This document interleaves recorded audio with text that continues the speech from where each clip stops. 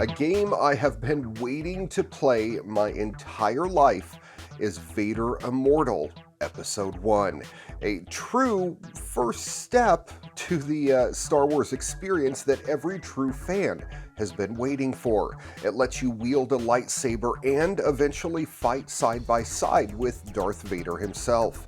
You play a captain of a smuggler vessel with the droid ZOE3 that happens to be voiced by Maya Rudolph. You're captured by the Empire and taken in front of Lord Vader. He sees something in you and recruits you for some work. My favorite part about this game is just being in the Star Wars world and getting to use some of the tech. In the beginning of the game, you get some damage to your ship and have to use a scanner to identify it and then bypass the problem. And then you get your hands on a lightsaber, and it's absolutely awesome. You get to practice with a droid for a while and then take on a robot invasion. My only real complaint is that, like most VR experiences, well, this one's pretty short, about 20 minutes straight through, but it does have some replayability built in that you will have to take advantage of. The Lightsaber Dojo puts you up against different robots that can wield their own lightsabers or shoot blasters at you, which you will have to use the Force to block with your saber and then reflect back at the droids. And if you're very quick, you can even slice some of the droids in half before they fly away and get to a point to where they can use their blasters on you. It's incredibly fun, and there are 40 levels that get harder as you go, and they throw newer, different robots at you with different skills. It is very well done and will give you a reason to go back to this $10 bargain again and again. And trust me, it's very satisfying when you start slicing those little flying droids out of the air, and blocking blaster fire is everything that you want it to be. While this is an Oculus exclusive, there are ways to play it with a Vive. And not only does it work with the Rift S, but it also works on the Oculus Quest, the company's all-in-one headset.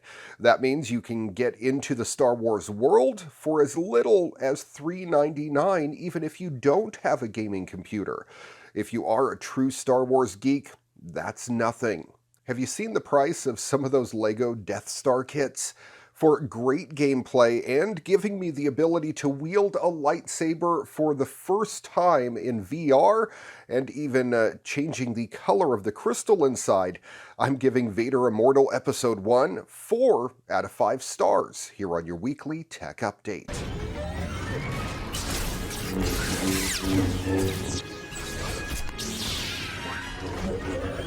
If you're an old school hardcore gamer like myself, then you will remember Quake and Unreal. My favorites were Quake 3 Arena and Unreal Tournament. They both came out around the same time and offered us the ability to round up all of our friends online and play together. It was super fast first-person shooter action with, at times, low gravity. Space Junkies is the VR equivalent. Opting to remove gravity altogether, this online multiplayer first-person shooter is a blast to play with up to 5 other people. Matches range from the standard deathmatch and team deathmatch to king mode, where they have you cycle through weapons after each kill, to Instablast, which is like a match from GoldenEye where everyone has a golden gun. One shot, one kill. You also have access to perks like a shield, a lightsaber, a health pack, and quite a bit more. This is a game I played on the PlayStation VR and was a little frustrated with because the PlayStation controllers don't have analog sticks. You have to move by pressing buttons, and it just makes it feel a bit clunky.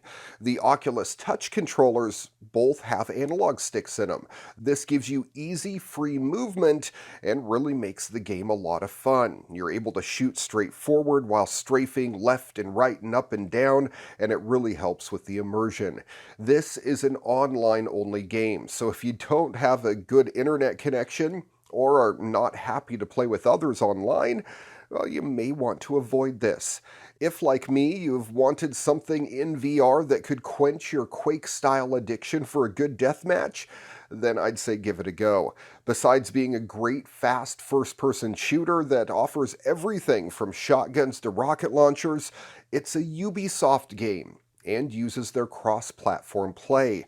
That means that you can play with others who own a Rift, a Vive, a PlayStation VR, or any one of the mixed reality headsets on the market. My only real complaint about the game is that it's regulated to 6 players in one match, which actually is an improvement. They just increased that from a maximum 4 players not too long ago. However, I would still like to get many more players in there. If you could play with 16 players, then in my opinion, this would be about a perfect game. For only allowing 6 players at once and having issues connecting to games with other players, I have to give Space Junkies for the Oculus Rift S 4 out of 5 stars. I would really say it's worth picking up for any of the available headsets though. Moving on to duck season for the Oculus Rift S. This is an amazing throwback to my childhood when we first got the original NES and we all sat around playing Duck Hunt. Now, I understand that Nintendo really doesn't play well with others, but they should have okayed a license to this game to have the original names and graphics. But as it is, Duck Season is a VR remake of Duck Hunt, just slightly changed to avoid legal issues. It's also a story-driven game that's set in the 80s about the boy playing the game, and allows you to look around his living room, read magazines, look at VHS tapes and game cartridges, all of which are spoofs of original content like the Nintendo Power magazines. Instead of Double Dragon, it was Triple Tiger, or Battle Brothers, where you play Spanish electricians and they have National Geographic, or whatever they call them in-game, everywhere around the living room. You have to take some time and appreciate the humor put into some of the headlines, like bananas tested for intelligence and poisonous night owls. This game is so well done and filled with nostalgic details that you will feel transported back in time. You're even about 4 feet tall in the game, and your mother towers over you. Now, at one point, I stood there and just kind of looked around at all the stuff. I read all the magazine covers, all the game covers, the videotapes, and made a huge mess in the process. You know, just for fun. Once you get into the game, it's a total recreation of Duck Hunt, with a little twist. When you turn around, you can see the back of the TV, and you're peering out of it at the kid through the glass who is playing the game. Again, the attention to detail is amazing. You're able to see the back of the knobs and circuit boards, turn back around, and have fun playing Duck Hunt in VR, complete with your hunting dog who brings the ducks back and puts them in the back of your truck. You start off learning how to use the weapon and reload it. Then you're able to start the game. Reloading takes a little bit of practice, but once you get the hang of it, it's fairly intuitive. Starting the game is just like the original. Shoot the prompt, and the ducks start flying. Instead of the ducks bouncing back and forth a few times off the sides of the TV like they did in the original, there are invisible walls. Ducks fly around and bounce back and forth off the walls a few times before flying off, giving you a decent chance to shoot them out of the sky. There are 10 ducks per round, just like the original, with 5 misses allowed, with a few surprises thrown in for good measure.